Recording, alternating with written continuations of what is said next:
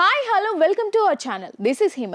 హైదరాబాద్లో ఎప్పుడైతే metro rail పరుగులు మొదలుపెట్టిందో అప్పటి నుంచి మొత్తం స్వరూపం మారిపోయింది. హైదరాబాద్ నగరం అభివృద్ధిలో మరింత దూసుకుపోవడం మొదలుపెట్టింది. అందుకే మెట్రో రైల్ని మరింతగా అభివృద్ధి చేసి దానితో నగరంను మరింత అభివృద్ధి చేయాలని పాలకులు భావిస్తున్నారు.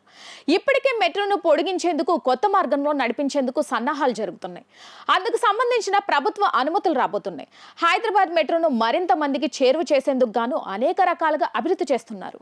హైదరాబాద్ మెట్రోలో ప్రయాణించే వారు రోడ్డు దాటే సమయంలో ఇబ్బంది పడకుండా మెట్రో స్టేషన్ కి దగ్గరలో ఉండే ఏదైనా మాల్ కి లేదా ఏదైనా ఆఫీస్ కి వెళ్ళాలి అంటే రోడ్డు మీదకు వెళ్లకుండా నేరుగా వెళ్లే విధంగా స్కై వాక్ వేలను ఏర్పాటు చేసేందుకు మెట్రో అధికారులు సిద్ధమవుతున్నారు.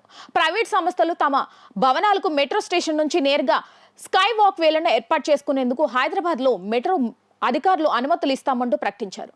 ప్రైవేట్ వాణిజ్య నివాస సముదాయాలకు స్కై వాక్ నిర్మాణం ప్రోత్సాహం ఇస్తామని మెట్రో ఎండీ ప్రకటించారు. మెట్రో స్టేషన్ నుంచి రోడ్డు దాటేలా కూడా పై వంతెనలు ఉపయోగపడతాయని అధికారులు తెలియజేశారు. మెట్రో పై వంతెనల ఏర్పాటుతో మెట్రో ప్రయాణికుల సంఖ్య మరింత పెరుగుతుందని ఎండీ ఆశాభావం వ్యక్తం చేశారు. ఇప్పటికే ఉప్పల్ మెట్రో స్టేషన్ వద్ద అతిపెద్ద స్కై వాక్ వే నిర్మాణం జరిగింది. దానివల్ల ప్రయాణికులు చాలా సౌకర్యాన్ని పొందుతున్నారు. అందుకే నగరంలోని అన్ని మెట్రో స్టేషన్ల వద్ద ఇలాంటి స్కై వేలను ఏర్పాటు చేయాలని నిర్ణయించారు.